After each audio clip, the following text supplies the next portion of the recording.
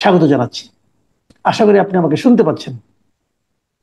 হ্যাঁ, আমি শুনতে পাচ্ছি। অনেক ধন্যবাদ মাসুদ কামাল ভাই এবং দর্শক বৃন্দকে অনেক শুভেচ্ছা আমার কথা শোনার জন্য, এবং আপনাকে বিশেষ করে আহ মানে অভিনন্দন জানাই আমাকে এই অনুষ্ঠানে কথা বলার সুযোগ দেওয়ার জন্য। অনেক ধন্যবাদ।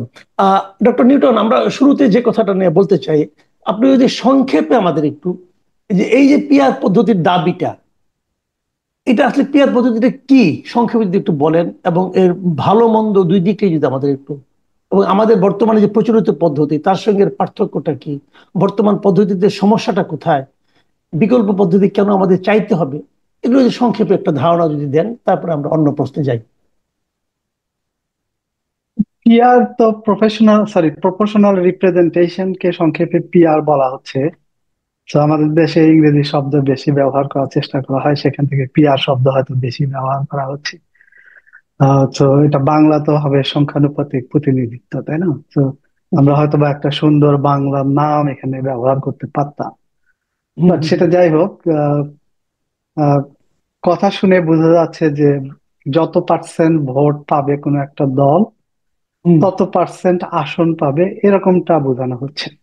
হুম হুম হুম আমাদের বর্তমান যে পদ্ধতি আছে সেখানে আমরা প্রায় সময় দেখি যে কোনো দল হয়তো 2/3 মেজরিটি পাচ্ছে, জি।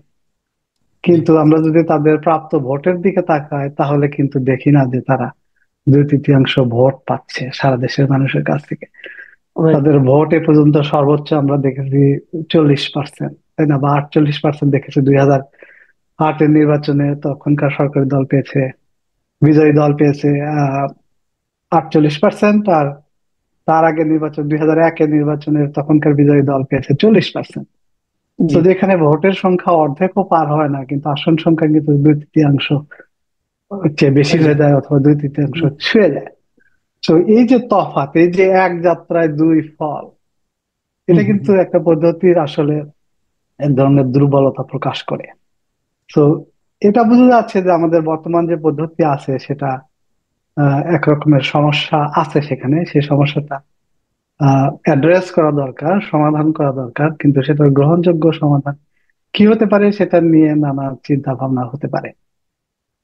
আহ কারণ আমরা হয়তো বা লক্ষ্য করে দেখেছি যে এরকম ভোটিং পদ্ধতির মাধ্যমে, প্রচলিত ভোটিং পদ্ধতির মাধ্যমে যে দলগুলো বিজয়ী হয় তারা এক ধরনের আহ একচেটিয়া আধিপত্যবাদ চর্চা করার চেষ্টা করে। বিভিন্ন মেয়াদে বিভিন্ন সরকারই আমরা দেখেছি সেটাই ঘটে। সুতরাং আহ আসন সংখ্যাটা যদি কোনোভাবে ভোটের সাথে সমানুপাতিক রাখা যায় তাহলে হয়তো তাদের যে লাগামহীন ঘুড়ি উড়ানোর প্রবণতা সেটাকে টেনে ধরা সম্ভব হবে, তাদেরকে এখানে একটা কথা গ্রাউন্ডেড আমি বলি, রাখা সম্ভব হবে। এখানে আপনি একটা কথা বলি, আপনি বলছেন যে এই যে একচেটিয়া আধিপত্য বিস্তার করার যে একটা পদ্ধতি আমাদের বর্তমান প্রচলিত পদ্ধতিতে আছে, এটাকে আপনি ফল্টি বলছেন। কিন্তু এর বিপরীত কথাও তো বলা হয়ে থাকে যে পিয়ার পদ্ধতি যখন হবে, তখন একটা হ্যাঙ্গিং গভর্নমেন্ট হওয়ার একটা আশঙ্কা থাকে।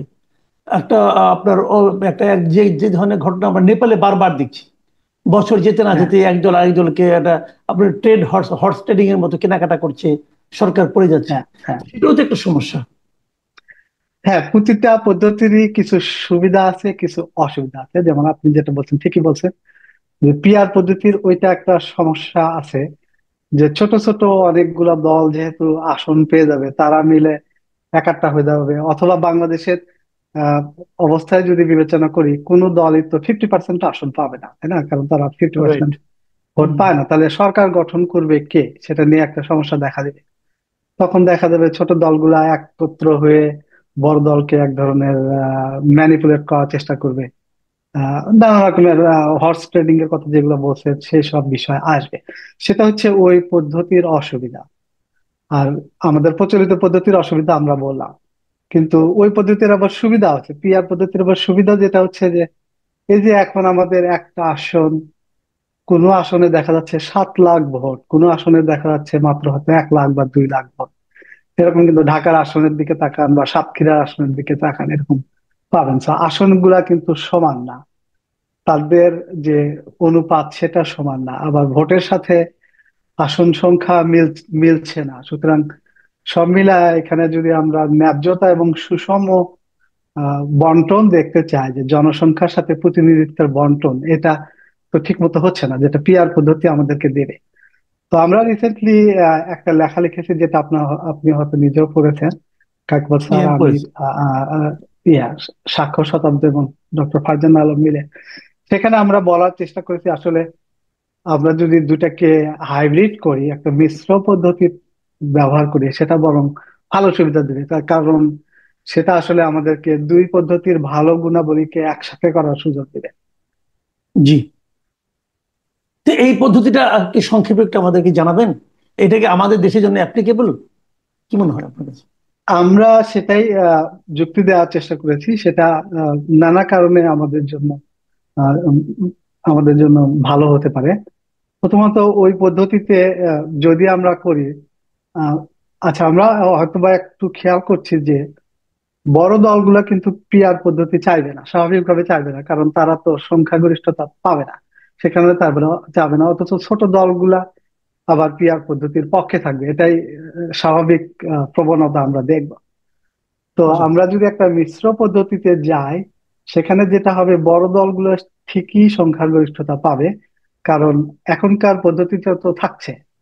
আবার অন্যদিকে তারা যে আহ, তাদের আসন এবং তাদের ভোট প্রাপ্তির মধ্যে যে বিশাল পার্থক্য, সেটা কিন্তু কমে যাবে, কারণ প্রপোর্শনাল রিপ্রেজেন্টেশন অনুযায়ী যদি আসন বন্টন করা হয়, তাহলে ওইটার গ্যাপটা অনেকখানি কমে যাবে। সো সুতরাং একটা মাঝামাঝি অবস্থার সৃষ্টি হবে, যেখানে সেই অচল অবস্থাটাও আসবে না, যেখানে সরকারি দলকে হবে সেটা নির্ধারণ করতে সমস্যা হচ্ছে। আবার অন্যদিকে ছোট দলগুলো কিছু আসবে, যাদের এজেন্ডা তারা নিজেরা আহ, নিজেরা উত্থাপন করতে পারবে সংসদে। আবার বড় দলগুলার অকারণে যে সংখ্যাগরিষ্ঠতা পেয়ে, মানে নিরঙ্কুশ বা দুই তৃতীয়াংশ সংখ্যাগরিষ্ঠতা পেয়ে সংবিধানের উপর যে কাটাছেঁড়া করতে চায়, সেটাও জি। লাঘব হবে। তো সব মিলে একটা একটা ভারসাম্যপূর্ণ অবস্থা তৈরি হবে মনে মনে হয়। সেটা কি আপনাদের পদ্ধতিটা কি একটু সংক্ষেপে বলতে পারবেন আমাদেরকে? আপনারা কি মিশ্র আমাদের পদ্ধতি করতে পদ্ধতিটা, যাচ্ছেন? মানে কোথায় কার সঙ্গে কি মিশাচ্ছেন? এটা হ্যাঁ, একটু আমাদের বলেন। পদ্ধতিটা, আচ্ছা আমি গুণগত ভাবে বলি, সংখ্যাগত ভাবে হয়তোবা বিভিন্ন জিনিস একটু ডিবেট করা যেতে পারে। যেমন এখন যেহেতু 300টা আসন আছে আমাদের, জি। যেটা কিনা প্রচলিত পদ্ধতিতে হচ্ছে, এটা হতে পারে। তার সাথে জি। ধরা যাক আরো 300 যোগ করা যেতে পারে, যেটা সংখ্যানুপাতিক পদ্ধতিতে ভাগ করে দেওয়া হবে, মানে পার্টিগুলো আচ্ছা। যত পার্সেন্ট ভোট পাবে সেটা অনুযায়ী। তো এরকমের হুম। মিশ্র পদ্ধতি যে শুধু বাংলাদেশে নতুন হবে তা না, এটা জার্মানিতে এরকম আছে। জি। জার্মানিতে অবশ্য দুইটা আলাদা ব্যালটে হয়। হুম। আবার অন্যদিকে নিউজিল্যান্ডে আছে। হুম। হুম। নিউজিল্যান্ডে একটা ব্যালটেই আসলে আহ একটা ব্যালটেই দুইটা ভোট হয় আর কি, এরকম। তো আচ্ছা। আমি অবশ্য দুইটা ভোট শিওর মানে না কি একটা নিউজিল্যান্ডে একটা একটা একটা ব্যালটেই হয় আপনার? কিনা। আমি জার্মানির কথা জানতে চাচ্ছি। একটা ব্যালটে ভোট হলো আপনার, সে তারা স্থানীয় প্রার্থীকে দিচ্ছে, আর একটা হ্যাঁ, ব্যালট হচ্ছে পার্টিকে দিচ্ছে, এই তো? পার্টিকে দিচ্ছে, হ্যাঁ হ্যাঁ, আচ্ছা, এটা। আচ্ছা, আচ্ছা, হ্যাঁ। তার মানে তো এটা পিআর কিন্তু এবং খুব একটা আমাদের জটিল যেটা আছে পদ্ধতি না, হ্যাঁ। প্রচলিত, এই দুটো মিক্স আপ, তারপরে কি হবে? রেজাল্টটা দুটো কিভাবে হবে? রেজাল্টটা তো যেটা নর্মালি আমাদের যেটা হচ্ছে, সেরকম করে যারা প্রার্থী তারা বিজয়ী হবেন। আবার অন্যদিকে পার্টি কত পার্সেন্ট ভোট পেলো সেটা অনুযায়ী পার্টির যে তালিকা, সেখান থেকে প্রথম অত পার্সেন্ট সদস্য আসবে। আচ্ছা। আরো কিছু ডিটেলস আছে, সেটার দিকে আমরা যাচ্ছি না। তো সব মিলা সংসদ গঠিত হবে। আবার ওকে। নিউজিল্যান্ডেও একই রকম। আহ, সেখানেও ভোট থেকে সাধারণভাবে নির্বাচিত হবে। আবার একটা পোর্শন, সেখানে অবশ্য সমান সমান না। নিউজিল্যান্ডে যেমন 120টা আসনের মধ্যে গত 2023-এর ইলেকশনে 72টার মতো এসেছে আমাদের প্রচলিত পদ্ধতির মতো, আর বাকিটা এসেছে সংখ্যানুপাতিক পদ্ধতিতে। তো এই যে আচ্ছা, সংখ্যাটা আচ্ছা, 300টা হবে কিনা, সেটা একটা ভাবে নির্ধারণ করা যেতে পারে সংখ্যাটা। বাট কথা হচ্ছে আচ্ছা, যে আচ্ছা, আচ্ছা, এই প্রতিনিধিত্বশীল পদ্ধতিটা থাকতে পারে, সেটা দিয়ে এই জিনিসগুলো ব্যালেন্স করা যেতে পারে। আচ্ছা, আচ্ছা। তো এটা এটা এটা আপনার কাছে মনে হচ্ছে যে তাহলে যারা পিআর চাচ্ছে, মানে অন্ততপক্ষে একজন দুইজন যে পলিটিক্যাল পার্টিগুলো চাচ্ছে যে 1% ভোট পেয়ে অথবা আধা পার্সেন্ট ভোট পেয়ে তারা হয়তো সংসদে প্রতিনিধিত্ব করতে পারবে, তাদের একটা ভয়েস থাকবে, সেটা যেমন হ্যাঁ বাস্তবায়িত হবে, হ্যাঁ আবার ওরকম হ্যাঁ, স্থানীয়ভাবে যে নির্বাচন যেটা হচ্ছে এটাও বাস্তবায়িত হবে, এটা এই তো? বাস্তবিত হবে। হ্যাঁ, হ্যাঁ। এবং এখানে আসলে স্থানীয় ইস্যুগুলা যেমন স্থানীয় প্রতিনিধির মাধ্যমে আসবে, জাতীয় ইস্যুগুলা বা কোনো কোনো বিষয়ে দক্ষ যে লোকজন তারা পিআর পদ্ধতির মাধ্যমে সংসদে যেতে পারবে। তো দুই দিকে এই ব্যালেন্স করা সম্ভব হবে। মানে আমাদের এখানে যারা পিয়ারের পক্ষে কথা বলছিলেন আমরা দেখছি বিভিন্ন অনুষ্ঠানে তারা আলোচনা করছিলেন, তো তাদেরকে যখন তার প্রতিপক্ষ অথবা উপস্থাপক নিজে জিজ্ঞাসা করেন যে আপনি যদি পিয়ার পদ্ধতি করেন তাহলে সেখানে স্বতন্ত্র প্রার্থীর কি ভবিষ্যৎ, তো তারা কিন্তু এই জায়গাটাতে আটকে যান। এই স্বতন্ত্র প্রার্থীর জন্য তারা কি করবেন? তো আপনি যেটা বললেন এখানে তো স্বতন্ত্র প্রার্থীর একটা যাওয়ার জায়গা আছে, উনি যদি বেশি হ্যাঁ, জনপ্রিয় হন হ্যাঁ, তাহলে উনি, হ্যাঁ, হ্যাঁ, এটা আমার মনে হয় অধিকতর গ্রহণযোগ্য। আমার কাছে কিন্তু মেক সেন্স মনে হচ্ছে, কারণ আপনারা একটা মোটামুটি ভালো একটা প্রস্তাব দিয়েছেন। তো আপনারা কি এই প্রস্তাবটা নিয়ে কারোর সঙ্গে, আমাদের দেশে যারা নাকি রাজনীতি করছেন, যারা নাকি নীতি নির্ধারণ করছেন, তাদের কারোর সঙ্গে কি আপনাদের এটা নিয়ে কোনো আলোচনা হয়েছে? হ্যাঁ, এখন পর্যন্ত এটা নিয়ে আমাদের ওইভাবে আলোচনা হয় না। আমরা যেহেতু একাডেমিক মোটামুটি সবাই, তো জি। আমরা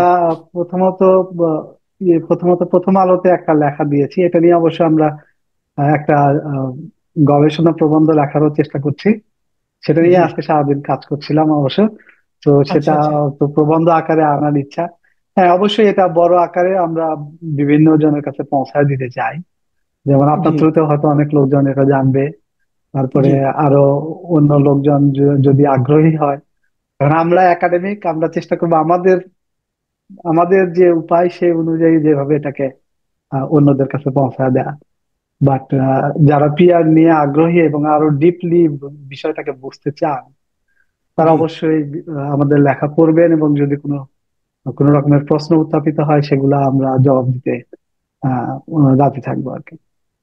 তার মানে আমি যেটা বুঝতে পারলাম আপনাদের বক্তব্য থেকে, সেটা হলো যে এটাকে আপনি যে নামেই অভিহিত করি না কেন, আপনাদের মূল লক্ষ্যটা হলো যে দেশের একটা অধিকতর গণতান্ত্রিক প্রক্রিয়া বাস্তবায়ন করা, প্রতিষ্ঠা করা, এবং হ্যাঁ, এমন একটা গণতান্ত্রিক প্রক্রিয়া যেখানে নাকি আহ, মানে সাধারণ মানুষের যে ভয়েসটা সেটাও যাতে হ্যাঁ, পার্লামেন্টে উচ্চারিত হয়, এই তো মূলত হ্যাঁ, হ্যাঁ, বক্তব্যটা। হ্যাঁ, হ্যাঁ, হ্যাঁ, আচ্ছা আচ্ছা। আচ্ছা, আপনাদের পদ্ধতিতে আপনার যারা পিআর পদ্ধতিতে যারা নির্বাচিত হবে, মনে করেন একটা পার্টি, পলিটিক্যাল পার্টি, তারা মনে করেন আপনার 2% ভোট পেল, তাহলে তাদের অনুপাতটা কি নির্ধারিত হবে 300 আসনের প্রেক্ষিতে নাকি 600 আসনের প্রেক্ষিতে? আমি যদি 300 300 করে ধরি। 300 আসনের প্রেক্ষিতে।